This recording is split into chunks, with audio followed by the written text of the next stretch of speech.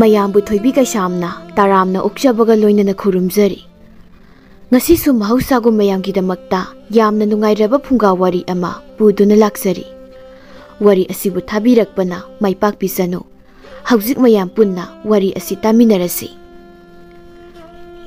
ꯊꯥꯏꯅ ꯃꯃꯥꯡꯉꯩ ꯃꯇꯝ ꯑꯃꯗ ꯂꯩꯕꯥꯛ ꯑꯃꯗ ꯂꯣꯌꯨꯝꯕ ꯀꯧꯕ ꯅꯤꯡꯊꯧ ꯑꯃ ꯄꯥꯜꯂꯝꯃꯤ꯫ ꯅꯤꯡꯊꯧ ꯂꯣꯌꯨꯝꯕꯒꯤ ꯄꯨꯛꯆꯥꯎ ꯀꯧꯕ ꯃꯆꯥꯏꯕꯨꯡꯉꯣ ꯑꯃ ꯂꯩꯔꯝꯃꯤ꯫ ꯃꯆꯥꯏꯕꯨꯡꯉꯣ ꯄꯨꯛꯆꯥꯎ ꯀꯣꯅꯨꯡꯗ ꯀꯔꯤꯒꯨꯝꯕ ꯑꯃꯠꯇ ꯇꯧꯗꯅ ꯑꯗꯨꯃꯛ ꯂꯩꯔꯝꯃꯤ꯫ ꯃꯍꯥꯛꯀꯤ ꯃꯊꯧ ꯍꯥꯏꯕꯕꯨ ꯑꯍꯥꯎ ꯑꯍꯥꯎꯕ ꯃꯊꯦꯜ ꯂꯨꯀꯣꯏ ꯆꯥꯕ ꯑꯁꯤꯇꯅꯤ꯫ ꯅꯤꯡꯊꯧ ꯂꯣꯌꯨꯝꯕꯅ "ꯑꯩꯕꯨ ꯀꯔꯝ ꯊꯣꯛꯂꯒꯗꯕꯅꯣ ꯈꯪꯗ꯭ꯔꯦꯅꯦ꯫ ꯏꯆꯥ ꯅꯨꯄꯥ ꯑꯃꯈꯛ ꯌꯥꯎꯕꯁꯤꯗ ꯂꯩꯕꯥꯛꯀꯤ ꯈꯟꯒꯗ꯭ꯔꯥ ꯍꯥꯏꯔꯒ ꯆꯥꯕꯗ ꯈꯟꯗꯨꯅ ꯂꯩꯔꯦꯅꯦ."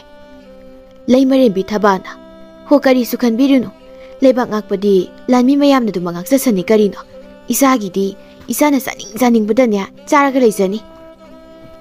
ꯃꯥꯒꯤ ꯅꯨꯄꯤꯒꯤ ꯋꯥꯗꯨ ꯇꯥꯕꯗ ꯅꯤꯡꯊꯧ ꯂꯣꯌꯨꯝꯕꯗꯨ ꯃꯈꯨꯠꯅ ꯃꯔꯥꯏꯕꯛ ꯑꯗꯨꯗ ꯊꯥꯖꯤꯟꯖꯔꯝꯃꯤ꯫ "ꯑꯩꯕꯨ ꯀꯔꯣꯝꯗꯒꯤ ꯍꯥꯏꯖꯤꯜꯂꯒ ꯑꯁꯨꯛ ꯄꯪꯕ ꯅꯨꯄꯤꯁꯤꯕꯨ ꯂꯩꯃꯔꯦꯝꯕꯤ ꯑꯣꯏꯅ ꯂꯧꯔꯤꯕꯅꯣꯅꯦ. ꯃꯥꯒꯤ ꯀꯣꯛꯁꯤ ꯂꯧꯗꯨꯅ ꯏꯆꯥ ꯅꯨꯄꯥꯁꯤꯁꯨ ꯐꯖꯔꯦꯕꯁꯤ." "ꯑꯗꯨꯝꯅ ꯈꯗꯤ ꯍꯥꯏꯕꯤꯅꯨꯗ. ꯑꯩꯒꯤ ꯀꯣꯛꯁꯤ ꯂꯧꯔꯗꯤꯅꯦ ꯏꯆꯥ ꯅꯨꯄꯥꯁꯦ ꯅꯍꯥꯟꯅ ꯃꯥꯂꯦꯝꯁꯦ ꯈꯨꯕꯥꯝꯅꯨꯡꯗ ꯊꯝꯂꯒꯦ ꯍꯥꯏꯔꯛꯂꯅꯤ. ꯃꯈꯣꯏ ꯄꯥꯕꯨꯡ ꯂꯧꯗꯅ ꯆꯥꯕꯗ ꯈꯔ ꯂꯩꯔꯤꯅꯤ." ꯑꯁꯤ ꯍꯥꯏꯗꯨꯅ ꯃꯇꯩ ꯃꯅꯥꯎꯗꯨ ꯃꯆꯥꯅꯨꯄꯥꯗꯨꯒꯤ ꯃꯔꯝꯗ ꯃꯔꯩ ꯌꯦꯠꯅꯔꯝꯃꯤ꯫ ꯇꯥꯟꯖꯥꯗꯨꯗ ꯃꯆꯥꯏꯕꯨꯡꯉꯣ ꯄꯨꯛꯆꯥꯎꯗꯨ ꯇꯥꯍꯥ ꯇꯥꯍꯥ ꯃꯕꯨꯛ ꯑꯀꯪꯕꯗꯨꯒ ꯉꯝꯕꯣꯏ ꯉꯝꯗꯕꯣꯏ ꯇꯧꯗꯨꯅ ꯃꯃꯥꯒꯤ ꯃꯅꯥꯛꯇ ꯂꯥꯛꯂꯝꯃꯤ꯫ "ꯏꯃꯥ, ꯏꯃꯥ, ꯍꯣ ꯏꯃꯥ, ꯄꯂꯦꯝ ꯑꯄꯣꯛꯄꯤ, ꯀꯥꯏ ꯂꯩꯒꯦ?" "ꯍꯥꯏ, ꯀꯔꯤꯅꯣ? ꯑꯩ ꯁꯤꯗ ꯂꯩ. ꯀꯩ ꯍꯥꯏꯒꯦ ꯍꯥꯏꯕꯅꯣ?" "ꯏꯃꯥ, ꯆꯥꯛ ꯊꯣꯡꯕꯤꯅ ꯑꯩꯅ ꯆꯥꯒꯦ ꯍꯥꯏꯕ ꯃꯊꯦꯜꯗꯣ ꯊꯣꯡꯉꯨ ꯌꯥꯗ꯭ꯔꯦ." "ꯀꯔꯤꯒꯤꯅꯣ ꯃꯥꯅ ꯏꯁꯥꯅ ꯆꯥꯒꯦ ꯍꯥꯏꯕ ꯃꯊꯦꯜꯕꯨ ꯊꯣꯡꯗ꯭ꯔꯤꯕꯕꯣ? ꯍꯥ, ꯏꯃꯥ ꯍꯥꯏꯒꯦ. ꯂꯥꯎ ꯂꯥꯎ ꯂꯥꯎ." ꯑꯁꯤ ꯍꯥꯏꯗꯨꯅ ꯂꯩꯃꯔꯦꯝꯕꯤ ꯊꯕꯥꯗꯨ ꯆꯥꯛꯈꯨꯝ ꯇꯝꯅ ꯆꯠꯂꯝꯃꯤ꯫ ꯃꯍꯥꯛ ꯂꯥꯛꯄ ꯎꯕꯗ ꯆꯥꯛꯈꯨꯝꯗ ꯂꯩꯔꯝꯂꯤꯕ ꯃꯌꯥꯝꯗꯨꯗꯤ ꯄꯥꯈꯠꯄꯅ ꯌꯦꯡꯅꯔꯛꯂꯝꯃꯤ꯫ "ꯍꯩ ꯇꯣꯃꯥꯜ, ꯏꯆꯥ ꯅꯨꯄꯥꯒꯤ ꯆꯥꯛ ꯊꯣꯡꯕꯤꯗꯨꯗꯤ ꯀꯔꯣꯝꯗ ꯂꯩꯈ꯭ꯔꯦ?" ꯆꯥꯛꯈꯨꯝ ꯄꯥꯟꯅꯕ ꯇꯣꯃꯥꯜꯗꯨ ꯄ꯭ꯔꯞ ꯄ꯭ꯔꯞ ꯆꯦꯟꯁꯤꯜꯂꯛꯂꯝꯃꯤ꯫ ꯑꯗꯨꯒ ꯋꯥ ꯉꯥꯡꯗꯅ ꯀꯣꯟ ꯐꯦꯡꯂꯤꯕ ꯇꯣꯝꯗ ꯃꯈꯨꯠ ꯊꯤꯜꯂꯝꯃꯤ꯫ ꯑꯁꯣꯝꯗꯅ ꯆꯥꯛ ꯊꯣꯡꯕꯤꯗꯨꯗꯤ ꯂꯩꯃꯔꯦꯝꯕꯤ ꯊꯕꯥ ꯂꯥꯛꯏ ꯍꯥꯏꯕ ꯈꯪꯗꯕꯅꯤꯅ ꯏꯁꯧ ꯂꯥꯡ ꯂꯥꯡꯗꯨꯅ ꯀꯣꯟ ꯐꯦꯡꯂꯝꯃꯤ꯫ "ꯆꯥꯕꯕꯨ ꯆꯐꯨ ꯑꯃꯃꯝ ꯆꯥꯏ ꯍꯥꯏꯕꯅꯤꯗ. ꯆꯥꯛꯊꯣꯡꯕꯤ ꯑꯣꯏꯕ꯭ꯔꯥ ꯍꯥꯏꯕꯕꯨꯅꯦ ꯅꯣꯡꯃ ꯆꯐꯨꯅ ꯅꯟꯗꯅ ꯁꯤꯕ ꯁꯣꯏꯔꯣꯏꯗꯣꯔꯤ ꯄꯣꯠꯅꯤ." ꯊꯕꯥꯅ "ꯍꯩ ꯆꯥꯛꯊꯣꯡꯕꯤ, ꯅꯪꯕꯨ ꯌꯥꯝ ꯋꯥꯔꯕ꯭ꯔꯅꯦꯍꯦ?" ꯆꯥꯛꯊꯣꯡꯕꯤꯗꯨ ꯂꯩꯃꯔꯦꯝꯕꯤ ꯊꯕꯥꯒꯤ ꯈꯣꯟꯖꯦꯜ ꯇꯥꯕꯗ ꯈꯪꯄ꯭ꯔꯦꯛ ꯈꯪꯂꯝꯃꯤ꯫ "ꯂꯩꯃꯔꯦꯝꯕꯤ, ꯋꯥꯗꯦꯗ. ꯂꯩꯃꯔꯦꯝꯕꯤ ꯏꯊꯥ ꯊꯥꯖꯗꯅ ꯆꯥꯛꯈꯨꯝ ꯁꯣꯝꯗ ꯂꯥꯛꯄꯕꯨ ꯅꯅꯥꯏ ꯀꯔꯤꯅ ꯊꯧꯒꯜꯖꯧ ꯍꯥꯏꯕꯅꯣ?" "ꯑꯇꯩꯒꯤ ꯅꯠꯇꯦ. ꯀꯔꯤꯒꯤꯅꯣ ꯅꯪꯅ ꯏꯆꯥ ꯅꯨꯄꯥꯅ ꯆꯥꯒꯦ ꯍꯥꯏꯕ ꯃꯊꯦꯜ ꯊꯣꯡꯗꯦ ꯍꯥꯏꯔꯤꯕꯁꯦ?" "ꯂꯩꯃꯔꯦꯝꯕꯤ, ꯃꯆꯥꯏꯕꯨꯡꯉꯣꯗꯣ ꯆꯥꯛ ꯆꯐꯨ ꯑꯃ ꯆꯥꯕ ꯂꯣꯏꯈ꯭ꯔꯦ. ꯑꯗꯨꯅ ꯑꯃꯨꯛ ꯆꯥꯁꯤꯜꯂꯕꯗꯤ ꯁꯣꯏꯗꯅ ꯈꯨꯗꯣꯡꯊꯤꯕ ꯇꯥꯔꯦ ꯈꯟꯅ ꯅꯅꯥꯏꯅ ꯊꯣꯡꯖꯗꯕꯅꯤ꯫ ꯑꯗꯨ ꯑꯣꯏꯔꯕꯗꯤ ꯐꯔꯦ ꯐꯔꯦ." ꯑꯁꯤ ꯍꯥꯏꯗꯨꯅ ꯂꯩꯃꯔꯦꯝꯕꯤ ꯊꯕꯥꯅ ꯃꯆꯥꯅꯨꯄꯥꯗ "ꯍꯦꯟꯖꯤꯟꯅ ꯆꯥꯔꯕꯗꯤ ꯅꯥꯒꯅꯤ ꯍꯥꯏꯅ ꯄꯥꯈꯠꯄꯒꯤ ꯆꯥꯛꯊꯣꯡꯕꯤꯅꯅꯦ ꯊꯣꯡꯗꯕꯅꯤ. ꯍꯌꯦꯡ ꯊꯣꯡꯍꯜꯂꯁꯤ." ꯑꯁꯤ ꯍꯥꯏꯗꯨꯅ ꯃꯃꯥꯅ ꯊꯦꯝꯕꯗꯨꯗ ꯃꯆꯥꯏꯕꯨꯡꯉꯣ ꯄꯨꯛꯆꯥꯎꯁꯨ ꯇꯨꯃꯤꯟꯅ ꯂꯩꯈꯤꯔꯝꯃꯤ꯫ ꯃꯃꯥ ꯃꯆꯥꯇ ꯊꯣꯛꯈ꯭ꯔꯕꯗ ꯆꯥꯛꯊꯣꯡꯕꯤ ꯑꯗꯨ ꯁꯣꯔ ꯁꯥꯡꯅ ꯍꯣꯟꯗꯣꯛꯆꯔꯝꯃꯤ꯫ "ꯀꯔꯥꯏꯗꯒꯤ ꯀꯝꯗꯧꯅ ꯆꯪꯂꯛꯂꯤꯕꯅꯣ? ꯑꯣꯟꯊꯣꯛꯅ ꯃꯇꯥꯡ ꯆꯥꯈꯤꯗ꯭ꯔꯦ." ꯑꯁꯤ ꯍꯥꯏꯗꯨꯅ ꯆꯥꯛꯊꯣꯡꯕꯤ ꯑꯗꯨ ꯀꯣꯜꯂꯤꯛ ꯃꯌꯥꯝꯗꯨ ꯐꯦꯡꯕ ꯂꯣꯏꯅꯅꯕ ꯍꯣꯠꯅꯔꯝꯃꯤ꯫ ꯑꯁꯨꯝꯅ ꯃꯇꯝ ꯈꯔ ꯍꯧꯈ꯭ꯔꯦ꯫ ꯅꯣꯡꯃꯒꯤ ꯅꯨꯃꯤꯠꯇ ꯐꯝꯅꯥꯏꯕ ꯂꯨꯈꯣꯏꯒꯤ ꯃꯁꯨ ꯅꯨꯄꯤ ꯑꯃ ꯐꯪꯉꯤ꯫ ꯅꯤꯡꯊꯧꯒꯤ ꯏꯃꯨꯡꯁꯨ ꯑꯉꯥꯡ ꯑꯗꯨꯒꯤ ꯌꯥꯏꯐ-ꯊꯧꯅꯤ ꯄꯤꯕ ꯂꯥꯛꯄꯤꯌꯨ ꯍꯥꯏꯅ ꯆꯦꯕꯥꯎ ꯄꯤꯔꯛꯂꯝꯃꯤ꯫ ꯆꯦꯕꯥꯎꯗꯨ ꯐꯪꯂꯕꯗ ꯅꯤꯡꯊꯧ ꯂꯣꯌꯨꯝꯕꯗꯨ ꯃꯥꯒꯤ ꯂꯣꯏꯅꯕꯤꯒ ꯃꯆꯥꯅꯨꯄꯥꯒ ꯂꯣꯏꯅꯅ ꯊꯧꯔꯝ ꯑꯗꯨꯕꯨ ꯌꯥꯎꯕ ꯆꯠꯅꯕ ꯂꯣꯏꯁꯤꯜꯂꯝꯃꯤ꯫ "ꯍꯩ ꯑꯆꯥꯟꯕ, ꯂꯩꯃꯔꯦꯝꯕꯤꯗꯨꯕꯨ ꯍꯧꯖꯤꯛ ꯐꯥꯎꯕ ꯂꯣꯏꯁꯤꯟꯕ ꯂꯣꯏꯗ꯭ꯔꯤ ꯍꯥꯏꯕ꯭ꯔꯣ? ꯑꯁꯣꯝꯗ ꯊꯧꯔꯝ ꯑꯗꯨꯗꯤ ꯑꯩꯈꯣꯏ ꯌꯥꯎꯗ꯭ꯔꯕꯗꯤ ꯍꯧꯕ ꯌꯥꯔꯝꯂꯔꯣꯏꯅꯦ. ꯑꯩꯅ ꯈꯔ ꯉꯟꯅ ꯆꯠꯁꯤꯀꯣ ꯍꯥꯏꯗꯨꯅ ꯍꯥꯏꯔꯤꯃꯛꯇꯗ." ꯑꯁꯤ ꯍꯥꯏꯗꯨꯅ ꯅꯤꯡꯊꯧ ꯂꯣꯌꯨꯝꯕꯗꯨ ꯃꯥꯒꯤ ꯂꯣꯏꯅꯕꯤꯒ ꯃꯆꯥꯅꯨꯄꯥꯒ ꯊꯣꯛꯂꯛꯄ ꯉꯥꯏꯗꯨꯅ ꯂꯩꯔꯝꯃꯤ꯫ ꯇꯥꯟꯖꯥꯗꯨꯗ ꯃꯆꯥꯏꯕꯨꯡꯉꯣ ꯄꯨꯛꯆꯥꯎꯗꯨ ꯏꯅꯣꯏ ꯅꯣꯏꯔꯤꯈꯩ ꯐꯩꯖꯣꯝꯗꯨꯅ ꯃꯕꯨꯛꯇ ꯂꯣꯏꯅ ꯌꯦꯞꯈꯠꯂꯒ ꯊꯣꯛꯂꯛꯂꯝꯃꯤ꯫ "ꯑꯣ, ꯀꯔꯤ ꯐꯤꯕꯝꯅ ꯇꯧꯔꯛꯂꯤꯕꯁꯤꯅ? ꯏꯆꯥ ꯊꯣꯏꯕ, ꯅꯪ ꯈꯨꯔꯥ ꯐꯩꯖꯥꯎꯗ ꯐꯩꯖꯣꯝꯗꯨ ꯁꯦꯠꯍꯟꯕ ꯌꯥꯗꯕ꯭ꯔꯣ?" "ꯕꯥꯕꯥ, ꯈꯨꯔꯥ ꯐꯩꯖꯥꯎꯅ ꯁꯦꯠꯄꯗꯣ ꯌꯥꯝ ꯅꯥꯏ. ꯑꯗꯨꯅ ꯑꯩꯅ ꯑꯗꯨꯝ ꯁꯦꯠꯆꯔꯕꯅꯤ. ꯑꯩ ꯁꯦꯠꯂꯤꯁꯤ ꯐꯖꯗ꯭ꯔꯣ?" "ꯑꯣꯟꯊꯣꯛꯅ ꯐꯖꯔꯦ ꯏꯆꯥꯗꯤ. ꯅꯃꯥꯗꯨꯅ ꯍꯧꯖꯤꯛ ꯐꯥꯎ ꯊꯣꯛꯂꯛꯇꯦ ꯇꯧꯔꯤꯕꯁꯤ." ꯑꯁꯤ ꯍꯥꯏꯗꯨꯅ ꯅꯤꯡꯊꯧ ꯂꯣꯌꯨꯝꯕꯗꯨ ꯁꯥꯎꯅꯤꯡꯕꯣꯏ ꯀꯔꯤꯕꯣꯏ ꯃꯆꯤꯟꯗ ꯄꯪꯁꯣꯟꯅ ꯁꯣꯜꯂꯝꯃꯤ꯫ Matamda lay marimbi thabadu masum taw makai kerega thoraklami. Ningthau loyumbadu magi loinabi aduna kerega thoklakpadu ubada ngasaidagi saromba pumba pungpha phakirami. Ateba sanga chap manana magi loinabi de yengduna leirami. Hokari no moi pabong aibo amukta ubidribadawna. Ho umandana pele mi thoromdo hoba yada leiramani thuna janabu tawsi. Asi haiduna ningthau loyumbadu ikaibu koknaba ngang-ngangduna thokirami. Lay marimbi thabasu maburoibagi madawduda masildu khangching-chinglag nolaklami. Puksauna ima kaigino nangna noiduna. Hai kaisu tawde lao thenglene noina pase sawbuna loire. Asi haiduna lay marimbi thabana masanupagi makhut samlaga thokirami. Asomdana phamnaiba lukhoigi imungdu masunupi ma phangjabadugi ilang-lang narami. Masunupi dugi ai phathongni adugi na haiduna khangna sanaba maru umpang kaya sulaklami. Thombana talukoi noigi thorom sibu hauba yadribo. Thomba hauba budi yarabani aduda ining thawdo linglakpa phawbudangdi ngaiki tawbani. Kaino haisibo thoramsi ining thawsu linglakadawribro. Hoine adugini warabasu wana ngaktang ngairo. Asi haiduna lukhoidu atopa wana ngainariba mayamdasu wamelami. Lakliba mayamdudi ningthau linglakani tabada lukhoisi misang mithok wataba jani ningthaunasu yamna sali haiduna wari narami. Tanjaduda ningthau loyumbasu manai masen kayaga loinana imungda sanglaklami. Tilamliba mayamdudi ningthau ubada khuru khudak kullaga khurumnadu leinarami loyumbana. Ay yare mayam loina haugatpiro ngasigi khura lukhoigi masunupigi ai phathonese ai laklabanina haunaba tawrasi. Lukhoina phagani iningthau asomdana iningthau madi lay marembe nina pothana naba mafam sinduna leiri. Asi haiduna phamnaiba lukhoina ningthau loyumba lay marembi thaba amadi mazaibungu puksaubu tonganba ka amada pusinkhirami. Ningthau laklabada thoram aduna mapung phana hawdoklami. Lakliba mayamnasu lukhoigi masunupi adubu yaifa thawjal kaya su pirami. Tanja aduda nausumda matomta leiriba angang adugi manakta mazaibungu puksaudu changlami. Aduga angang adugi makhazai adu siklami.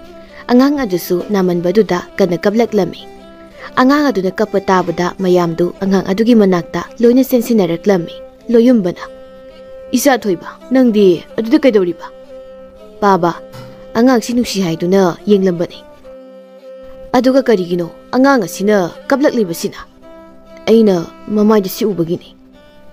Ningthau loyumba masagi wadu tabada masada onsillaga saigi tawrami thabana. Makhoi pabung mayam larisida phajatre jaigesu horenimda sairo. Ningthau loyumbadu magi nupigi wadu tabada tiliba mayam adudi yenglami aduga masanupada saibagi mahut angang manakta jangano hairami. Puksauna Baba angangsi aikhoida pukhrase aigi nupi oinaba. Ningthau loyumba masanupana hairikli wadu tabada masanupadu mayam leiba sinatrabadi makut pena phuba soiroi haina khalami. Isa thoiba madu yaba nate mi asu piklibase mama yaujabadi karamna konungda leine kaplaklabadi kanan thimbini. Asi haiduna lay marembi thabana mazaibungu puksaudu themlami. Ngasaidagi mazaibungu puksawna tawriba matawdu tiliba mayamdu wa haida yengduna adumak leinarami. Adubu kharagi mabuktadi pattana mapabungna ningthau oirabani haiduna masasi ningthina takpi tambidi haina khanabasu yawrami. Asumna thawram adu ayat apan yaudana ningthina pangthoklami. Matam khara haukhare lebak adugi mukna kangsi sanabagi kumai adusu naksilaklami. Phamnaiba tombana iningthau ibungo handaki mukna kangsi asidi angang singi oiba tharom kharasu hapsinsira haina khanjaina naina. Tomba nahak naharibadu yamna phabu wani. Wafamdu nang nahdoklaklabanina angang singi thawramdo nang na khara silo ko hoi iningthau. Asi haiduna phamnaiba tombadu kadudagi thokhirami. Asumna phamnaiba tombana angang nupa chahi 10 gi longa sing oiba mukna masana masilami. Paudu tabada lebak adu leiba angang nupa masa kaya ma masana dubu yawba laklami. Asomda mazaibungu puksausu masana adu yawnaba haiduna mapi setlami thabana. Imagi bungo, nang karai satke haribano, ayo angan basidagi, sindan siliba, pisol singsa, panadi yam lenya. Ima, mukna sanabu yorogi tobani. Nati, nangi na saduga, mukna sanabu, ngambung gadoribrane. Ma, karigi ngam loidoribano, nasa buksauni, nasana, loina mai tiba piru dorini. Asi haiduna, mazai bungu puksaudu mukna sanabani haina lengam sangamdana satkirami. Madu ubada leimarembi thabadi karam thoklagaba haina yengdun lehurami. Asomdana konungdai khara lapna leiba lampak amada leibak adugi angangsingdu mukna sanaduna leiri. Tanja aduda mazai bungu puksaudu manai masen kyaga loinana lakpu urami. Mahak lakpu ubada angang atei singdudi ngakna ngak yengduna leirami. Tombana mazai bungu su kumai asi yengba lakpiri. Aina laisa yengga haina lakpu nate, aisu yauga haina laini. Phamnaiba tomba mazai bungu puksaugi watu tabada masadu humang anapi kanglami. Mazai bungu yarupadi anga atei singse loina pungpak pak patare chumna te yengbiyo. Phamnaiba aina yauni haidi yaradabani. Mayamda aisu yauni haina lautho. Hoi. Asi haiduna phamnaiba tombadu taha chengkhraga angang mayamdu tanaba mazai bungu puksaudu mukna sanaba yauni haina lauthoklami. Madu tabada angang mayamdu amana amada yengnarami. Angang amana hoish masigi opi man masina mukna yarodi ekhoi mayamse loina pungpak pak patari. Hoine asi yarodi ngasidi akhoi phola saba soiraroi. Asi haiduna angang mayamdu mazai bungu puksauda kiruk yengnaraklami. Mazai bungu puksaudi mayam yenglakliबadu karisu thoina khalamde maduki mahut mahaka pana kadauba ama thoklo haina law khonglami angang amana itaw nang changlodana thobana chathoda phibam sidaibu chokkhai garkani. Asumna angang amata mazai bungu puksaugi manakta kanasu changlo haiba yannaramde. Madu ubada mazai bungu puksaudu sauninglu mali khara pikpa ngang amada makhut thilami. Nang law angang adudi mazai bungu puksauna makhut thilaga harakli wadu tabada kibana maklaptu thak niklami. Adubu magina kalda lepliba angang mayamna mabu mazai bungu puksaugi manakta insilami. Angang adusu kina mazai bungu puksaugi manakta changlaklami. Itaw adai de lepta lerano mukna sananabu tawsi. Asi haiduna mazai bungu puksauna angang adugi manak changlakpa matamdadi angang adu kiduna nakal amarom na sengkhirami. Ihe ainadi mukna sanase haraga kaigino mana sengkhribasibo. Asi haiduna mahaki matung ilakpa manai maseng khraduda angang adu phaduna purau haina hairami. Mahakna sengkhrabanina amamuk sango handakti nasana khangna changaktradi aina pharaga nakhongda thauri yalaga mathak makha onaraga yalaga thamdoribani. Mazai bungu puksaugi wadu tabada thawadu kiruk tawduna changlaklami. Aduga mukna sananaba sem sarami. Madu ubada harauna mazai bungu puksausu mukna sananaba sem sarami. Mukna sanarine tawribadu phibam ama taramde noi chawkhraba mazai bungu puksauna thawbadu nanthekte khaklami. Madu ubada phamnaiba tombadu makhoi anigi manakta prap sensilaklami.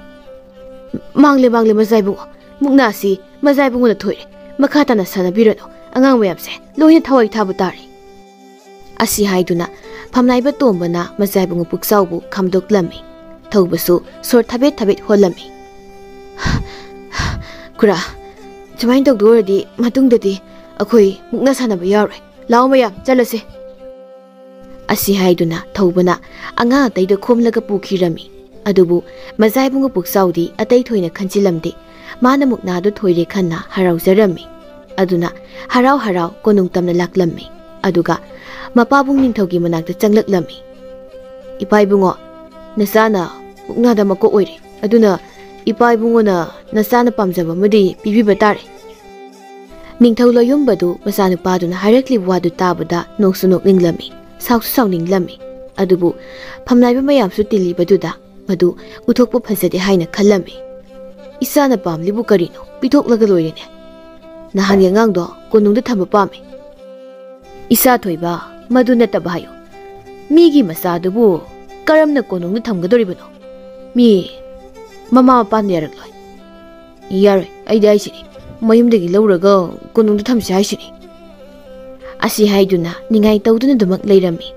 ꯅꯤꯡꯊꯧ ꯂꯣꯌꯨꯝꯕ ꯃꯆꯥꯅꯨꯄꯥꯒꯤ ꯃꯇꯧꯗꯨꯗ ꯐꯨꯅꯤꯡꯕꯅ ꯂꯣꯏꯔꯕꯅꯤ. ꯑꯗꯨꯕꯨ ꯐꯝꯅꯥꯏꯕ ꯃꯌꯥꯝ ꯃꯃꯥꯡꯗꯨꯗ ꯐꯖꯗꯦ ꯍꯥꯏꯅ ꯃꯁꯥꯕꯨ ꯇꯞꯅ ꯊꯦꯝꯂꯝꯃꯤ. ꯑꯗꯨꯕꯨ ꯃꯖꯥꯏꯕꯨꯡꯉꯣ ꯄꯨꯛꯆꯥꯎꯗꯤ ꯃꯄꯥꯕꯨꯡꯅ ꯊꯦꯝꯂꯤꯕꯗꯨꯗ ꯍꯟꯕ ꯀꯧꯕ ꯂꯩꯔꯝꯗꯦ. ꯐꯔꯦꯁꯦ, ꯏꯄꯥ ꯋꯥ ꯍꯥꯏꯒꯦ. ꯍꯧꯖꯤꯛꯇꯤ ꯑꯉꯥꯡꯗꯨ ꯌꯥꯝꯅ ꯄꯤꯛꯂꯤ. ꯍꯌꯦꯡꯋꯥꯏ ꯆꯥꯎꯔꯛꯄ ꯀꯥꯟꯗ ꯅꯕꯥꯅꯤ ꯂꯨꯍꯣꯡꯕꯤꯔꯒꯦ. ꯌꯥꯔꯦꯗꯅꯀꯣ? ꯍꯣꯏ, ꯑꯗꯨ ꯑꯣꯏꯔꯗꯤ ꯌꯥꯔꯦ. ꯑꯁꯤ ꯍꯥꯏꯗꯨꯅ ꯃꯖꯥꯏꯕꯨꯡꯉꯣ ꯄꯨꯛꯆꯥꯎꯗꯨ ꯍꯔꯥꯎꯅ ꯆꯦꯟꯈꯤꯔꯝꯃꯤ. ꯅꯤꯡꯊꯧ ꯂꯣꯌꯨꯝꯕ ꯃꯆꯥꯅꯨꯄꯥꯅ ꯆꯦꯟꯈꯤꯕꯗꯨꯗ ꯁꯣꯔ ꯁꯥꯡꯅ ꯍꯣꯟꯗꯣꯛꯆꯔꯝꯃꯤ. ꯈꯨꯔꯥꯒꯤ ꯏꯁꯨ ꯅꯨꯄꯤꯗꯨ ꯏꯆꯥ ꯅꯨꯄꯥꯒꯤ ꯏꯃꯧ ꯑꯣꯏꯕ ꯇꯥꯔꯦ. ꯑꯁꯤ ꯍꯥꯏꯗꯨꯅ ꯅꯤꯡꯊꯧ ꯂꯣꯌꯨꯝꯕꯅ ꯂꯨꯈꯣꯏꯗ ꯃꯁꯨ ꯅꯨꯄꯤ ꯑꯗꯨ ꯍꯥꯏꯕ ꯆꯪꯂꯛꯂꯒꯦ ꯍꯥꯏꯅ ꯋꯥ ꯍꯧꯗꯣꯔꯛꯂꯝꯃꯤ. ꯅꯤꯡꯊꯧ ꯂꯣꯌꯨꯝꯕꯒꯤ ꯋꯥꯗꯨ ꯇꯥꯕꯗ ꯐꯝꯅꯥꯏꯕ ꯂꯨꯈꯣꯏꯗꯤ ꯉꯥꯏꯍꯥꯛꯇꯤ ꯋꯥꯈꯜ ꯃꯪꯕ ꯍꯥꯏꯕꯗꯨ ꯑꯣꯏꯔꯝꯃꯤ. ꯑꯗꯨꯛ ꯅꯧꯔꯤꯕꯤ ꯃꯁꯨ ꯑꯗꯨꯕꯨ ꯀꯔꯝꯅ ꯊꯥꯖ ꯌꯣꯟꯖ ꯇꯧꯒꯅꯤ ꯈꯜꯂꯝꯃꯤ. ꯑꯗꯨꯕꯨ ꯅꯤꯡꯊꯧꯃꯛꯅ ꯍꯥꯏꯕ ꯋꯥꯅꯤꯅ ꯍꯤꯛꯇꯣꯛꯄ ꯍꯥꯏꯕꯗꯨꯁꯨ ꯑꯋꯥꯐꯝꯗ ꯇꯥꯒꯅꯤ ꯈꯜꯂꯝꯃꯤ. ꯏꯅꯤꯡꯊꯧ ꯏꯕꯨꯡꯉꯣ, ꯋꯥꯐꯝꯗꯨꯕꯨ ꯑꯩꯒꯤ ꯏꯁꯨ ꯅꯨꯄꯤꯗꯨꯗꯤ ꯌꯥꯝꯅ ꯑꯉꯥꯡ ꯑꯣꯏꯔꯤ. ꯑꯗꯨꯅ ꯊꯥꯖ ꯌꯣꯟꯖꯕ ꯍꯥꯏꯕꯁꯤ ꯈꯤꯇꯪ ꯊꯨꯃꯟꯕ꯭ꯔꯥ ꯈꯜꯂꯤ. ꯈꯨꯔꯥ, ꯀꯔꯤꯒꯤ ꯊꯨꯃꯟꯕꯅꯣ? ꯃꯖꯥꯏꯕꯨꯡꯉꯣꯗ ꯊꯥꯖꯕ ꯍꯥꯏꯕꯁꯤ ꯅꯣꯡꯕꯨꯗꯤ ꯁꯣꯏꯗꯅ ꯂꯩꯕꯥꯛ ꯑꯁꯤꯒꯤ ꯂꯩꯃꯔꯦꯝꯕꯤ ꯑꯣꯏꯔꯒꯗꯕꯅꯤ. ꯃꯁꯤꯒꯨꯝꯕ ꯇꯥꯟꯖꯥ ꯑꯁꯤ ꯑꯅꯤꯔꯛ ꯍꯟꯅ ꯂꯥꯛꯂꯔꯣꯏꯗꯕꯅꯤ. ꯑꯁꯤ ꯍꯥꯏꯗꯨꯅ ꯐꯝꯅꯥꯏꯕ ꯃꯌꯥꯝꯅ ꯐꯝꯅꯥꯏꯕ ꯂꯨꯈꯣꯏꯗ ꯅꯤꯡꯊꯧ ꯂꯣꯌꯨꯝꯕꯅ ꯍꯥꯏꯔꯤꯕ ꯋꯥꯐꯝꯗꯨ ꯌꯥꯅꯕ ꯇꯛꯂꯝꯃꯤ. ꯐꯝꯅꯥꯏꯕ ꯂꯨꯈꯣꯏꯁꯨ ꯎꯄꯥꯏ ꯂꯩꯇ ꯋꯥꯐꯝꯗꯨ ꯌꯥꯕ ꯇꯥꯔꯝꯃꯤ. ꯑꯁꯨꯝꯅ ꯑꯐꯕ ꯅꯨꯃꯤꯠ ꯑꯃꯗ ꯂꯨꯈꯣꯏꯒꯤ ꯃꯁꯨ ꯅꯨꯄꯤ ꯊꯥ 3ꯇ ꯉꯥꯏꯔꯤꯕ ꯂꯥꯏꯖꯗꯨ ꯃꯖꯥꯏꯕꯨꯡꯉꯣ ꯄꯨꯛꯆꯥꯎꯗ ꯊꯥꯖ ꯌꯣꯟꯖꯕꯒꯤ ꯊꯧꯔꯝ ꯄꯥꯡꯊꯣꯛꯂꯝꯃꯤ. ꯃꯁꯤꯒꯤ ꯃꯇꯨꯡ ꯆꯍꯤꯃꯨꯛ ꯂꯩꯔꯕ ꯇꯨꯡꯗ ꯐꯝꯅꯥꯏꯕ ꯂꯨꯈꯣꯏꯕꯨ ꯀꯜꯂꯛꯄ ꯐꯝꯅꯥꯏꯕ ꯑꯆꯧꯕꯅ ꯐꯝꯅꯥꯏꯕ ꯂꯨꯈꯣꯏꯒꯤ ꯃꯊꯛꯇ ꯃꯔꯥꯜ ꯀꯌꯥ ꯁꯤꯖꯤꯟꯗꯨꯅ ꯂꯨꯈꯣꯏꯒꯤ ꯏꯃꯨꯡ ꯇꯨꯝꯅ ꯍꯥꯠꯅꯅꯕ ꯍꯣꯠꯅꯔꯝꯃꯤ. ꯑꯗꯨꯕꯨ ꯂꯨꯈꯣꯏꯒꯤ ꯊꯕꯛ ꯁꯨꯕꯤ ꯑꯃꯗ ꯃꯁꯨ ꯅꯨꯄꯤ ꯂꯥꯏꯖꯕꯨ ꯆꯥꯎꯅꯕ ꯌꯣꯛꯄꯤꯔꯎ ꯍꯥꯏꯅ ꯁꯤꯟꯅꯔꯝꯃꯤ. ꯊꯕꯛ ꯁꯨꯕꯤ ꯑꯗꯨꯅꯁꯨ ꯀꯅꯥꯅꯁꯨ ꯎꯗ꯭ꯔꯤꯉꯩ ꯂꯣꯟꯅ ꯌꯨꯝ ꯑꯗꯨꯗꯒꯤ ꯑꯉꯥꯡ ꯑꯗꯨꯕꯨ ꯐꯤꯔꯣꯜ ꯃꯔꯛꯇ ꯌꯣꯝꯁꯤꯜꯂꯒ ꯃꯌꯨꯝꯗ ꯄꯨꯔꯛꯂꯝꯃꯤ. ꯑꯁꯨꯝꯅ ꯆꯍꯤ 7ꯃꯨꯛꯇꯤ ꯍꯧꯈꯤꯔꯝꯃꯤ. ꯊꯥꯔꯤꯛ ꯃꯆꯥꯅꯨꯄꯤ ꯑꯗꯨꯕꯨ ꯀꯔꯥꯏ ꯆꯠꯈ꯭ꯔꯒꯦ ꯍꯥꯏꯅ ꯀꯣꯏꯀꯧ ꯀꯧꯔꯝꯃꯤ. ꯍꯦ ꯂꯥꯏꯖꯥ, ꯂꯥꯏꯖꯥ, ꯅꯪꯕꯨ ꯀꯗꯥꯏꯗ ꯂꯩꯒꯦ? ꯏꯃꯥ, ꯑꯩ ꯁꯤꯗ ꯂꯩꯌꯦ. ꯅꯪꯗꯤ ꯑꯗꯨꯗ ꯂꯩꯔꯪ ꯃꯄꯥꯜ ꯑꯗꯨꯗ ꯀꯩꯗꯧꯔꯤꯕ? ꯑꯁꯤ ꯍꯥꯏꯗꯨꯅ ꯊꯥꯔꯤꯛꯅ ꯂꯥꯏꯖꯒꯤ ꯃꯃꯥꯏꯗꯨ ꯂꯩꯊꯣꯛꯍꯜꯂꯝꯃꯤ. ꯃꯇꯝꯗꯨꯗ ꯊꯥꯔꯤꯛꯇꯨ ꯂꯥꯏꯖꯒꯤ ꯃꯃꯥꯏꯗꯨ ꯎꯕꯗ ꯁꯥꯎꯅꯤꯡꯕꯗꯤ ꯂꯥꯏꯔꯗꯅ ꯀꯟꯅ ꯅꯣꯛꯊꯣꯔꯛꯂꯝꯃꯤ. ꯍꯩꯃꯥ, ꯅꯠꯇꯦ, ꯅꯪꯕꯨ ꯂꯩꯔꯪ ꯃꯄꯥꯟꯁꯤꯗ ꯀꯩꯗꯧꯔꯝꯂꯤꯕꯅꯣ ꯍꯥꯏꯕꯅꯤ. ꯇꯥ ꯊꯦꯝꯕꯨꯡꯅ ꯉꯥ ꯃꯆꯥ ꯑꯃ ꯐꯥꯔꯤꯑꯕꯀꯣ, ꯑꯗꯨ ꯂꯧꯔꯝꯕ. ꯏꯃꯥꯒꯤ ꯂꯥꯏꯖꯥ, ꯀꯔꯝꯕ ꯃꯇꯝꯗꯅꯣ ꯅꯪꯅ ꯏꯃꯥꯅ ꯍꯥꯏꯕ ꯏꯟꯒꯗꯧꯔꯤꯕꯁꯤꯕꯣ? ꯑꯩꯅ ꯇꯨꯔꯦꯜꯗ ꯀꯨꯝꯒꯅꯨ, ꯌꯨꯝꯗꯒꯤ ꯍꯦꯟꯗꯣꯛꯀꯅꯨ ꯍꯥꯏꯕ ꯅꯠꯇ꯭ꯔꯣ ꯅꯪꯕꯣ? ꯏꯃꯥ, ꯇꯨꯔꯦꯟꯗꯗꯤ ꯑꯩ ꯀꯨꯝꯗꯤꯌꯦ. ꯌꯨꯝꯗꯒꯤ ꯍꯦꯟꯗꯣꯛꯇꯕ ꯍꯥꯏꯗꯨꯗꯤ ꯉꯝꯂꯣꯏꯗꯕ ꯃꯥꯜꯂꯤ. ꯏꯇꯣꯝꯇ ꯁꯨꯝ ꯂꯩꯕꯁꯦ ꯋꯥꯏꯌꯦ ꯏꯃꯥ. ꯊꯥꯔꯤꯛ ꯅꯧꯔꯤꯕꯤ ꯂꯥꯏꯖꯗ ꯃꯨꯟꯅ ꯌꯦꯡꯂꯒ ꯕꯤꯂꯨꯗꯒꯤ ꯄꯤꯔꯥꯡ ꯁꯤꯟꯊꯔꯛꯀꯦ ꯇꯧꯔꯝꯃꯤ. ꯃꯥ, ꯅꯪ ꯀꯞꯂꯕꯣ? ꯑꯩ ꯃꯇꯨꯡꯗꯗꯤ ꯌꯨꯝꯗꯒꯤ ꯍꯦꯟꯗꯣꯛꯂꯔꯣꯏ. ꯏꯃꯥ ꯀꯞꯇꯦꯗ, ꯅꯃꯥꯏꯗꯣ ꯍꯥꯃꯣꯡ ꯉꯛꯇ ꯇꯩꯔꯦ. ꯂꯥꯛꯑꯣ, ꯆꯥꯝꯊꯣꯛꯂꯔꯣ. ꯍꯣꯏ ꯏꯃꯥ. ꯑꯁꯤ ꯍꯥꯏꯗꯨꯅ ꯂꯥꯏꯖꯗꯨ ꯃꯃꯥꯏ ꯃꯃꯤꯠꯇꯨ ꯁꯦꯡꯅ ꯇꯥꯊꯣꯛꯂꯝꯃꯤ. ꯃꯊꯪꯒꯤ ꯑꯌꯨꯛꯇ ꯃꯖꯥꯏꯕꯨꯡꯉꯣ ꯄꯨꯛꯆꯥꯎꯗꯨ ꯂꯩꯕꯥꯛ ꯉꯥꯛꯄꯒꯤ ꯊꯧꯒꯥꯏ ꯄꯨꯗ꯭ꯔꯤꯉꯩ ꯂꯩꯕꯥꯛ ꯑꯗꯨ ꯁꯤꯟꯕ ꯊꯨꯡꯅꯕ ꯆꯠꯅꯕ ꯅꯤꯡꯊꯧ ꯂꯣꯌꯨꯝꯕꯅ ꯌꯥꯊꯪ ꯇꯥꯎꯊꯗꯨꯅ ꯀꯣꯅꯨꯡ ꯊꯥꯗꯣꯛꯂꯒ ꯂꯩꯕꯥꯛ ꯑꯗꯨ ꯀꯣꯏꯅ ꯆꯠꯅꯕ ꯁꯦꯝ ꯁꯥꯔꯝꯃꯤ. ꯊꯕꯥꯅ, ꯃꯈꯣꯏ ꯄꯥꯕꯨꯡ, ꯏꯆꯥ ꯅꯨꯄꯥꯁꯦ ꯃꯄꯨꯟꯁꯤꯗ ꯑꯃꯨꯛꯇ ꯀꯣꯅꯨꯡꯒꯤ ꯋꯥꯡꯃꯗ ꯌꯦꯡꯂꯛꯄ ꯅꯠꯇꯦ. ꯃꯍꯥꯛꯅ ꯂꯩꯕꯥꯛ ꯁꯤꯟꯕ ꯊꯨꯡꯅ ꯆꯠꯄ ꯍꯥꯏꯕꯁꯦ ꯈꯨꯗꯣꯡꯊꯤꯅꯤꯡꯉꯥꯏ ꯑꯣꯏꯒꯅꯤꯗ. ꯂꯩꯃꯔꯦꯝꯕꯤ, ꯈꯨꯗꯣꯡꯊꯤꯕ ꯃꯌꯥꯝꯗꯨ ꯊꯦꯡꯅꯕ ꯍꯩꯇꯅ ꯀꯔꯝꯅ ꯃꯍꯥꯛꯅ ꯅꯤꯡꯊꯧ ꯑꯣꯏꯒꯅꯤ?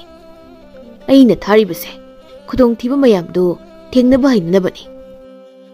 ꯃꯄꯨꯔꯣꯏꯕꯒꯤ ꯋꯥꯗꯨ ꯇꯥꯕꯗ ꯂꯩꯃꯔꯦꯝꯕꯤ ꯊꯕꯥꯗꯨ ꯀꯔꯤꯁꯨ ꯍꯥꯏꯖꯕ ꯉꯝꯗ ꯃꯄꯨꯔꯣꯏꯕꯗ ꯄꯦꯟꯗꯅ ꯍꯥꯏꯐꯦꯠ ꯌꯦꯡꯂꯝꯂꯒ ꯊꯣꯛꯈꯤꯔꯝꯃꯤ. ꯅꯤꯡꯊꯧ ꯂꯣꯌꯨꯝꯕꯁꯨ ꯈꯪꯂꯤꯕꯅꯤ. ꯑꯗꯨꯕꯨ ꯃꯆꯥꯅꯨꯄꯥꯅ ꯍꯌꯦꯡꯋꯥꯏ ꯅꯤꯡꯊꯧ ꯑꯣꯏꯔꯕ ꯃꯇꯝꯗ ꯊꯦꯡꯅꯒꯗꯕ ꯑꯋꯥꯕꯗꯨ ꯍꯥꯟꯅ ꯃꯥꯌꯣꯛꯅꯍꯧꯕꯅ ꯐꯅꯤ ꯈꯜꯂꯝꯃꯤ. ꯑꯁꯣꯝꯗꯅ ꯃꯖꯥꯏꯕꯨꯡꯉꯣ ꯄꯨꯛꯆꯥꯎꯗꯨ ꯃꯄꯣꯠ ꯃꯆꯩ ꯂꯣꯏꯁꯤꯟꯕ ꯂꯣꯏꯔꯒ ꯃꯃꯥꯏꯕꯦꯝꯃꯒꯤ ꯃꯅꯥꯛꯇ ꯂꯥꯛꯂꯝꯃꯤ. ꯏꯃꯥ, ꯅꯆꯥ ꯈꯣꯡ ꯁꯥꯟꯖꯒꯗꯧꯔꯤ. ꯅꯆꯥꯕꯨ ꯊꯧꯖꯥꯜ ꯂꯥꯡꯕꯨ ꯀꯨꯕꯤꯌꯨ. ꯏꯃꯥꯒꯤ ꯕꯨꯡꯉꯣ, Isana chatliba khongchat aduda khonglau palauda oyuko. Asi haiduna lei marembi thabana masanupagi makokta nanthabiduna masada tapna chingkhat pirami. Asumna Mazaibungu Puksaudu mahakbu kupna senariba makura phaijauga loinana sagol amum tongduna konungi wangwada thoraklami. Phaijauna Mazaibungu nangbu konungi wangwada hinglibu punsi mahinga sibu hingba hinagadrane. Kura hainadrabasu hainanaba hingba tabane. Paabana haibada aina chalibu khongchat ase punsigi oiba yamna kanaba lausin tansangadoriba khongchatni hai. Asi haiduna makoi anidu sagol tharaga sumlakpana laizo hoigi khuldu yoksilaklami. Matamduda laizadu khulgi khunjinda leiba lampak aduda angang kayaga sanaduna leibadu Mazaibungu Puksauna urami. Mazaibungu Puksauna laizabu he uba maktada mabukningda karino khangda ihul ama phawraklami. Karigino aina angang nupi masasibu uraga asuk langtaknaribasibo. Asi khanna Mazaibungu Puksaudu masilengda laizabu yengdu leirami. Mazaibungu kari tobu yarobagi tumina leiribudubo. Khura adagi nupi masasibu hana khangro. Asi haiduna Puksau laizada makhut thilami phaijausu mahakna makhut thilibaduda kanano haina yenglami. Kadaidagi nuda Mazaibungu ngasi thengnaribasina hanmani kari tawrage kashu tawdida aina hana ukhrgum tawba. Haipet manaba ukibo oirambasu yaida. Ado Mazaibungu matam sisu thengjilakley manang aswaida mithungsang amada hekta leklasidana. Hoi khura. Asi haiduna Mazaibungu Puksauga phaijauga mithungsang amada sanglami adubu matamduda mithungsang adu ka hangdra haina khumlaklami. Madu tabada Mazaibungu Puksaudu saugalake tawrami adubu phaijauna themduna mithungsang adudagi puthoraklami. Khura kai noibu khamnibo aige sengmu sakhangdabadi moi kibana thakthakni kadawbani. Mazaibungu nangbu kaurabro ining thongna harbu wado Mazaibungu gi asengmu sakase lebak miyamda takpa yade haibado. Khura aidi kaubu kaure ado aikhoi ani di kaide leini mithungsang asi leitrade atai mithungsang leibra haidana yenglusilao. Asi haiduna makoi anidu mithungsang atai leibra han yenglami adubu khul adudadi mithungsang adudagi hena leiramde. Makoi anidu upai leita lamjauda satlingaida laizadu mapi marol imot motna kapli kapli tawduna lakbaga mapa sanarami. Puksauna isal karigin nana kaplibadi napi narol sina kidoraba loina uful tairi. Awangi topokna aingona phuraiba.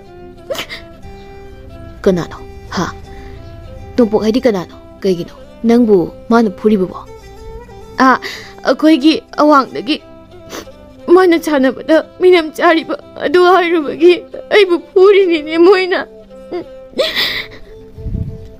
Mazaibungu Puksaudu karigino khangde laizna ulli mataudu haifam khangdana nusiba haibadu oirami. Aduna tapna laizna kaplibudu themlami phaisaudi Mazaibungu Puksaugi mataududa angakpa haibadu oirami. Mazaibungu aikoisu chanaba tawuna pharoidro lekpham safam matik chaba mafam ma yenguna pharoidra. Noise hauji phauba lekpham leitriba. Mithungsang amada sangdubani ka hangba leitra hairi. Adugidi kaisu khaluno aikhoigi yumda yamna chawe ada leibadi imaga igadani akhoida leirusi. Nakhoi imanabu yarakadrane yani lao ai hainage. Asi haiduna laizana Mazaibungu Puksaugi makhuttu pairaga chinglami. Mazaibungu Puksausu laizna singlibaduda tumina inarami. Tawriba mataududa phaijaudu karam thoklaga bahaina mathoi wazarami. Asumna laizana Mazaibungu Puksaudu singduna mayumda pusilaklami. Ima nanga saidi kai chaluge. Asi haiduna thariktu imungdagi saima pairaga senthoraklami adubu Mazaibungu Puksauga phaijauga leplaga leirambaduda chaidu thadarami. Kanano moide ima moise lekpham leitra hai adugi aina ko akhoida leksina puraiba. Tharik masagi waduda ingangakna yenglaklami aduga masanupidu laktan singlaga imungda pusingkhirami. Isa thoibi karigino nangna ꯃꯊꯣꯡ ꯃꯔꯝ ꯈꯪꯗꯕ ꯃꯤꯁꯤꯡꯁꯦ ꯌꯨꯝꯗ ꯄꯨꯔ ꯂꯥꯛꯂꯤꯕꯁꯤꯕꯣ? ꯏꯃꯥ, ꯃꯣꯏꯗꯤ ꯌꯥꯝ ꯐꯕꯅꯤ. ꯂꯦꯛꯍꯜꯂꯁꯦꯕ ꯀꯣ ꯕꯩꯃꯥ, ꯂꯦꯛꯍꯟꯁꯤꯀꯣ. ꯑꯁꯤ ꯍꯥꯏꯗꯨꯅ ꯂꯥꯏꯖꯅ ꯊꯥꯔꯤꯛꯇ ꯅꯤꯡꯉꯥꯏ ꯇꯧꯔꯝꯃꯤ. ꯊꯥꯔꯤꯛ ꯂꯥꯏꯖꯒꯤ ꯅꯤꯡꯉꯥꯏꯗ ꯈꯥꯡꯕ ꯉꯝꯗ ꯍꯣꯏ ꯍꯥꯏꯗꯨꯅ ꯌꯥꯔꯛꯂꯝꯃꯤ. ꯂꯥꯛꯑꯣ ꯃꯄꯥꯟꯗ ꯊꯣꯛꯂꯁꯤ, ꯃꯈꯣꯏꯅ ꯋꯥꯈꯜ ꯑꯃ ꯈꯜꯂꯝꯕ ꯇꯥꯔꯦ. ꯑꯁꯤ ꯍꯥꯏꯗꯨꯅ ꯃꯃꯥ ꯃꯆꯥꯗꯨ ꯃꯄꯥꯟꯗ ꯊꯣꯔꯛꯂꯝꯃꯤ. ꯐꯩꯖꯥꯎꯅ, ꯏꯆꯦ, ꯑꯩꯈꯣꯏꯁꯤ ꯑꯔꯥꯞꯄ ꯃꯐꯝꯗꯒꯤ ꯂꯥꯛꯄꯅꯤ. ꯈꯨꯜꯁꯤꯗ ꯊꯨꯡꯐꯝꯁꯨ ꯂꯩꯇ꯭ꯔꯦ. ꯆꯥꯟꯕꯤꯗꯨꯅ ꯏꯆꯦꯅ ꯑꯩꯈꯣꯏꯕꯨ ꯆꯪꯖꯐꯝ ꯑꯃꯨꯛꯇ ꯄꯤꯕꯤꯌꯨ. ꯑꯋꯥꯡ ꯊꯪꯕ ꯁꯪꯒꯣꯏꯁꯤꯗ ꯂꯩꯔꯤꯕ ꯀꯥꯁꯤ ꯂꯩꯔꯣ. ꯂꯥꯏꯖꯥ, ꯂꯥꯛꯑꯣ, 이마가네 이뭉다 짝타가나마 떠오르시. 호이마. 아시 하이두나 라이제도 북사호이도 녹실람라가 이뭉다 쌍키라미. 마자이봉의 북사우디 라이제나 쌍키바두다 마밋 굽다나 옌라가 레호라미. 마자이봉어 하우쿠라 그이도라게 그슈 tꯧde ꯑꯩꯈꯣꯏ ꯑꯅꯤꯁꯨ ꯁꯪꯒꯣꯏ ꯃꯁꯤꯗ ꯂꯩꯔꯤꯕ ꯃꯁꯤꯒꯤ ꯀꯥꯁꯤꯗ ꯄꯣꯊꯥꯔꯨꯔꯁꯤ. ꯑꯁꯤ ꯍꯥꯏꯗꯨꯅ ꯃꯈꯣꯏ ꯑꯅꯤꯗꯨ ꯁꯪꯒꯣꯏ ꯃꯁꯤꯗ ꯂꯩꯔꯤꯕ ꯀꯥꯗꯨꯗ ꯆꯪꯂꯛꯂꯝꯃꯤ. ꯃꯇꯝꯗꯨꯗ ꯀꯥꯗꯨꯗꯤ ꯑꯣꯟꯊꯣꯛꯅꯁꯨ ꯄꯤꯛꯂꯝꯃꯤ, ꯑꯗꯨꯒ ꯃꯤꯔꯥꯡꯅꯁꯨ ꯀꯥꯗꯨ ꯃꯣꯠꯄꯅ ꯂꯣꯏꯔꯝꯃꯤ. ꯃꯗꯨ ꯎꯕꯗ ꯃꯖꯥꯏꯕꯨꯡꯉꯣ ꯄꯨꯛꯆꯥꯎꯗꯨ ꯃꯈꯨꯠ ꯑꯃꯁꯤꯅ ꯃꯦꯟꯗꯨꯅ ꯈꯪꯂꯝꯃꯤ. ꯃꯖꯥꯏꯕꯨꯡꯉꯣ, ꯑꯁꯤꯗ ꯂꯩꯔꯤꯕ ꯐꯥꯟꯁꯤꯗ ꯉꯥꯏꯍꯥꯛꯇ ꯐꯝꯕꯤꯌꯨ. ꯅꯅꯥꯏꯅ ꯈꯨꯔꯥꯅ ꯀꯥꯁꯤ ꯑꯃꯨꯛꯇ ꯁꯦꯡꯗꯣꯛꯆꯒꯦ. ꯑꯁꯤ ꯍꯥꯏꯗꯨꯅ ꯐꯩꯖꯥꯎꯅ ꯀꯥꯗꯨ ꯁꯤꯠ ꯅꯥꯟꯅ ꯁꯦꯡꯗꯣꯛꯂꯝꯃꯤ, ꯑꯗꯨꯒ ꯃꯈꯣꯏ ꯑꯅꯤꯗꯨ ꯉꯥꯏꯍꯥꯛ ꯄꯣꯊꯥꯔꯝꯃꯤ. ꯑꯁꯣꯝꯗꯅ ꯂꯩꯃꯔꯦꯝꯕꯤ ꯊꯕꯥꯗꯨꯗꯤ ꯃꯆꯥꯅꯨꯄꯥꯗꯨ ꯀꯔꯝꯅ ꯀꯗꯥꯏꯗ ꯊꯨꯡꯂꯝꯒꯅꯤ ꯈꯟꯕꯗ ꯑꯋꯥꯕ ꯍꯥꯏꯕꯗꯨ ꯑꯣꯏꯔꯝꯃꯤ. ꯍꯥꯏ ꯃꯃꯥ, ꯆꯥꯛ ꯊꯣꯡꯕꯤꯅ ꯃꯊꯦꯜ ꯂꯨꯀꯣꯏ ꯁꯦꯝꯕ ꯂꯣꯏꯔꯦ.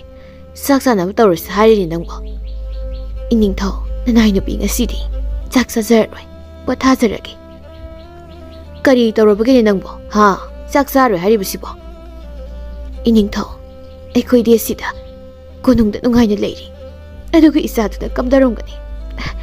ꯃꯁꯤ ꯈꯜꯂꯨꯕꯗ ꯅꯅꯥꯏ ꯅꯨꯄꯤ ꯌꯥꯗꯅꯦ ꯀꯔꯤꯒꯨꯝꯕ ꯑꯃꯠꯇ ꯍꯨꯛꯄ ꯌꯥꯔꯣꯏꯗꯧꯔꯤ.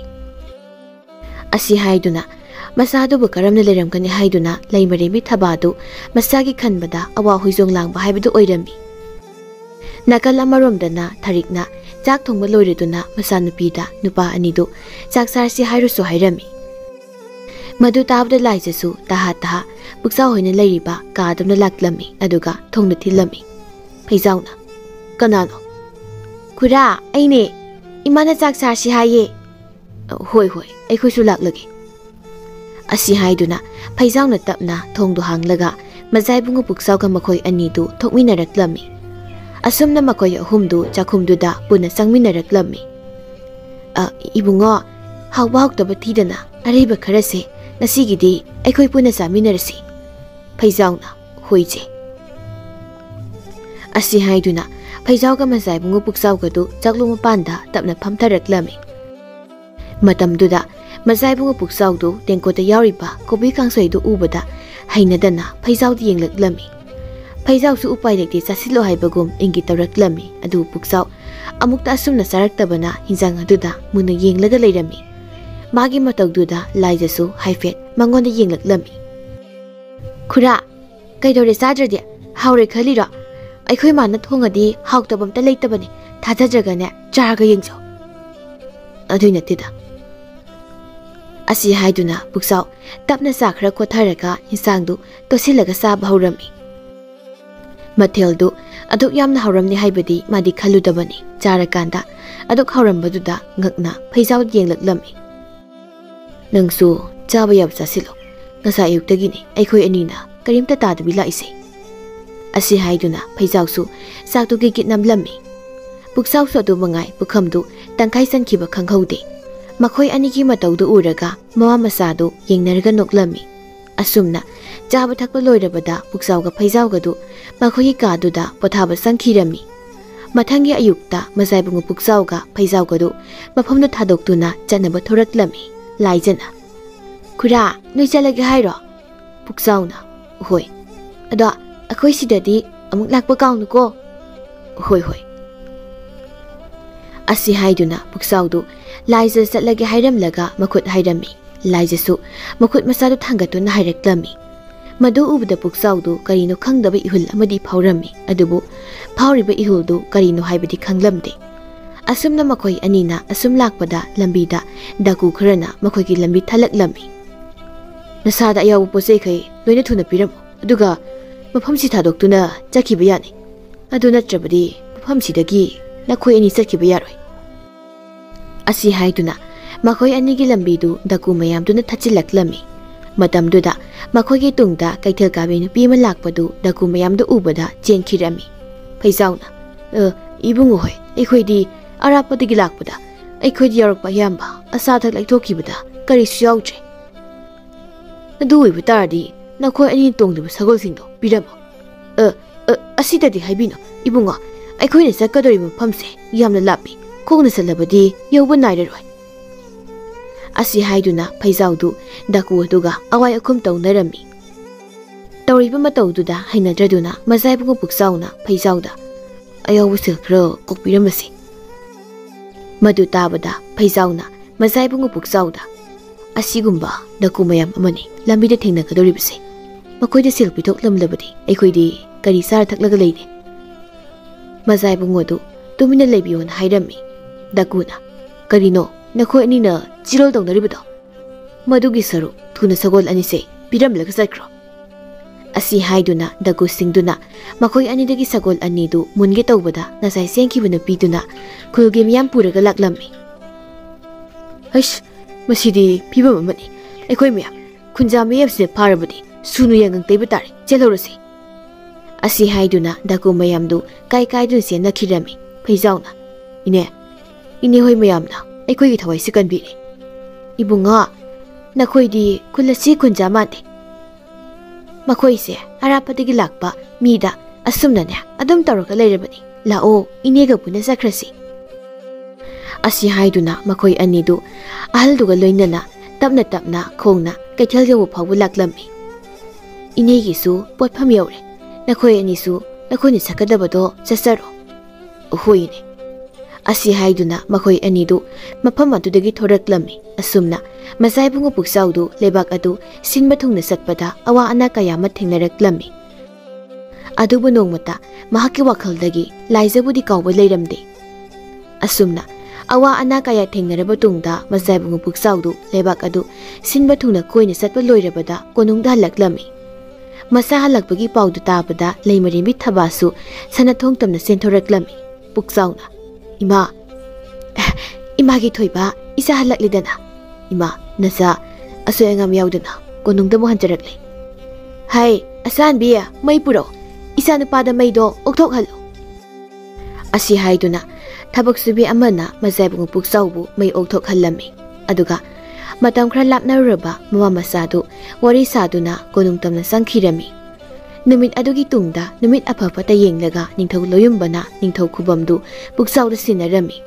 Puksausu ningthau hek oibaga manai maseng khraga loinana laizo heki mayumda laklammi. Thariksu mina kahu makhol tare khanna thoraklammi. Adubu Puksauna ningthaugi pijol setlaga leplambaduda puru khudak kullaga khurumlaga leirammi. Ine yare hogatpiro. Iningthau na nanaigida lengbirakpabu kari leirabagi. Ine laijaga inega konungda leirose haina lawbu laksaribani. Iningthau adum dai bigano nanai koina konungda leiba haibase nunghaiba thabak nateda. Asi haiduna tharikna ningthau Puksauna haribadu yaningda matu utlammi. Matamdu laijasu sanarubu salubagi hanjilakpaga papa sanarami. Ya khura nangdi phaja phiseka selaga laiko. Laija adum naino mangda leplibase leibak asiki ningthauni. Laija mamagi wadu tabada ningthau Puksauda onsilaga khuru khudak kullaga khurumlammi. Madu ubda Puksauna laija haugatpirami. Laija aina laklibase nanga inega konungda leiruse haina lawbu laklibani. Ya adudi yam nungaini ye ima khurana konungda leiruse haise leirusiko. Tharik masanapina konungda leiningbadu ubada masanapida nushini yenglammi. Adubu amuk konungda leiraga asaguna mahakbu kanano khanglabadi awafamda tagani haina amuk khalammi.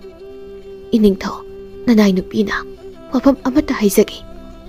Asi haiduna Tharik khuru khudak kullaga ningthau Puksaugi makhong khuyada khurumlaga leirammi. Ine adumna tobino ꯍꯥꯏꯅꯤꯡꯕꯗꯣ ꯀꯣꯏꯗꯅ ꯍꯦꯛꯇ ꯍꯥꯏꯕꯤꯌꯨ ꯑꯁꯤ ꯍꯥꯏꯗꯨꯅ ꯅꯤꯡꯊꯧ ꯄꯨꯛꯆꯥꯎꯅ ꯊꯥꯔꯤꯛꯄ ꯍꯧꯒꯠꯄꯤꯔꯝꯃꯤ ꯏꯅꯤꯡꯊꯧ ꯏꯆꯥꯅꯨꯄꯤ ꯂꯥꯏꯖꯁꯦ ꯏꯅꯤꯡꯊꯧꯒꯤ ꯃꯐꯝꯗ ꯁꯤꯟꯅꯖꯔꯒꯦ ꯃꯍꯥꯛꯄꯨ ꯀꯣꯅꯨꯡꯗ ꯄꯨꯕꯤꯗꯨꯅ ꯅꯨꯡꯉꯥꯏꯅ ꯊꯝꯕꯤꯌꯨ ꯏꯃꯥ ꯅꯪꯁꯨ ꯑꯩꯒ ꯄꯨꯟꯅ ꯀꯣꯅꯨꯡꯗ ꯂꯩꯔꯨꯁꯤꯗꯅ 이마기 토이비야 이마디 꼬능데 락라로이게 나빠봉다 이마니 윰세 타독두는 쌀라로이 하이나 와사크리 아두나네 낭디 이닝토가 로이나나 꼬능데 레이루로 asumna 닝토 북사우나 라이자부 꼬능땀나 부락라미 라이자두 꼬능기 사나통도 헥란실락바두다 꼬능기 파자바도 우바다 마야까두나 옌라가 레이라미 닝토 너희 꼬능시디 얌 파지 너희가 하이가노 ꯑꯁꯤꯗꯒꯤ ꯀꯣꯅꯨꯡꯁꯦ ꯅꯪꯒꯤ ꯁꯔꯨꯛꯁꯨ ꯌꯥꯎꯔꯕꯅꯤ ꯑꯁꯤ ꯍꯥꯏꯗꯨꯅ ꯅꯤꯡꯊꯧ ꯄꯨꯛꯆꯥꯎꯅ ꯃꯅꯥꯏ ꯃꯁꯦꯟ ꯈꯔꯗ ꯂꯥꯏꯖꯕꯨ ꯆꯦꯛꯁꯤꯟꯅ ꯉꯥꯛꯁꯦꯜꯂꯨ ꯍꯥꯏꯔꯝꯃꯤ ꯑꯁꯨꯝꯅ ꯅꯨꯃꯤꯠ ꯑꯗꯨꯗꯒꯤ ꯂꯥꯏꯖꯗꯨ ꯀꯣꯅꯨꯡꯗ ꯂꯩꯕ ꯍꯥꯏꯕꯗꯨ ꯇꯥꯔꯝꯃꯤ ꯑꯍꯥꯟꯕ ꯂꯥꯛꯄꯗꯨꯗꯗꯤ ꯀꯣꯅꯨꯡꯒꯤ ꯐꯖ ꯃꯌꯥꯝꯗꯨ ꯌꯦꯡꯕꯗ ꯃꯗꯨꯗ ꯌꯦꯡꯅꯕ ꯍꯣꯠꯅꯕꯗ ꯂꯥꯏꯖꯗꯨ ꯑꯋꯥꯕ ꯑꯃ ꯑꯣꯏꯔꯝꯃꯤ ꯑꯁꯣꯝꯗꯅ ꯐꯝꯅꯥꯏꯕ ꯑꯆꯧꯕꯒꯤ ꯃꯌꯨꯝꯗ ꯀꯣꯅꯨꯡꯗ ꯑꯉꯥꯡ ꯅꯨꯄꯤ ꯑꯃ ꯄꯨꯔꯛꯇꯨꯅ ꯂꯩꯕꯗꯨꯒꯤ ꯄꯥꯎꯗꯨ ꯇꯥꯔꯝꯃꯤ मधु ताबदा अचौबदु मचानुपी सानारेदु निंथौ पुक्चाउदा थुना थाजनबा तौदबा यादे हाइना खल्लमी है कना लै अचौबना लाउदु ताबदा मखोइगिदा थबक सुबा नुपा अमा अचौबगी मनाक्ता थुना चेंसिलक्लमी अंगम्बा ननाइ लैजै हौजिकमग अइगी सगोल कांपोट अमा थौरांथो अइ कोनुं कागे होय अंगम्बा असी हाइदुना थबक सुबदु प्रप्रप थोखिरमी अचौबा थबक सुबा नुपादुन हेक थोखिबगा कोनुं कानबा हाइदुना मफी होंगलमी फमनाइबा अचौबा मफी होंबा लोइबगा प्रप्रप थोलक्तुना सगोल कांपोट अदु तोंगलगा कोनुं मैकै पांखिरमी अचौबना कोनुं यौबगा हाना निंथौ ओइरंबा लोयुंबगा उननबु होटनरमी लोयुंबना ता अचौबा करी लेरबगी था थाजदना अइगा उनसे हारिबसिबो इनिंथौ ननाइना इनिंथौदा वाफम अमता हंगतसगे हाइना लाक्लिबनी अंगम्बा हौजिक्ति अइ निंथौ खुबमदगी पोथारबनी नंगना तानानिंगलिबदो इचानुपागा तानाबना फरोइद्रा लोयोंबगी वादु ताबदा फमनाइबा अचौबना मचानुपीगा निंथौ पुक्चाउगा लुहोंबगी वफम हौदोरक्लमी मतमदुदा लोयोंबसु वखल ngak खल्ली मतमदुदा लुखोगी मसुनुपी अदुबु निंगसिंगलक्लमी अदुबु मखोइदि लुखोगी मसुनुपी अदु लेखित्रे हाइना खल्लमी लोयोंबना अचौबना हारिबदु यारमी असुमना निंथौ पुक्चाउगा सनारेगा लुहोंगनबा सिलांगलमी मखोइ अनिगी लुहोंबगी पुंगफमदु यौसिलक्लबदुदा थारिकना कोनुंगदा लाक्तुना थोंगाकपदुदा कोनुंग संगे हाइना येतनरमी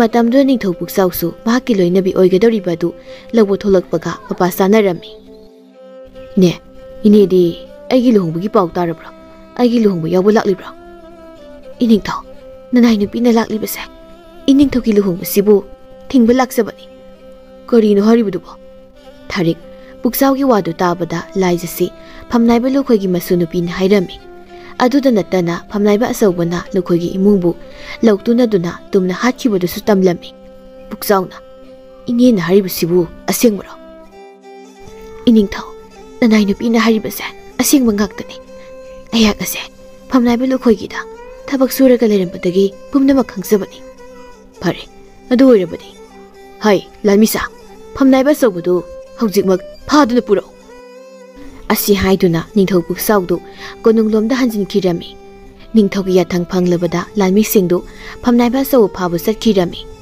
असोमदना फमनाइबा अचौबदी मचानुपीदु लेबाक अदुगी निंथौदा उंगलगनी खन्ना हराउजरमी अदुबु मदुपुंबा ओना तैनबा हाइबदु ओइरमी कोनुंगी लालमी मयाम लाक्तुना माबु फादुना कोनुंगदा वाहंग पाहुंग तौरमी अहानबददी असेंगबदु हाइबु यारमदे अदुबु मतमदुदा निंथौ पुक्चाउना थारिक कौसिलमी अचौबना नहाक हौजिक फाउ हिंगलमनी असी हाइदुना फमनाइबा अचौबदु थारिकता सोंसिंगे तौरमी अदुबु कोनुंगी लालमी मयामना महाकु फारमी मतमदुदा उपाय लेत्रबा अचौबदु असेंगबु पुंबा हाइदोरक्लमी मदु ताबदा निंथौ पुक्चाउना फमनाइबा अचौबबु कैसुम संग नमसिलु हाइरमी मसिगी तुंगदा अफबा नमित अमदा निंथौ पुक्चाउगा लाइजगा लुहोंगनबा सिलमी इपिक पिकलिबा लाइजदु लुहोंबगी फिजोलदु कना सेटलमी लाइजना इमा कैगिनो आइबु सिगी फिजोलसे सेटलिसिबो ꯅꯪꯒ ꯅꯤꯡꯊꯧꯒꯅꯦ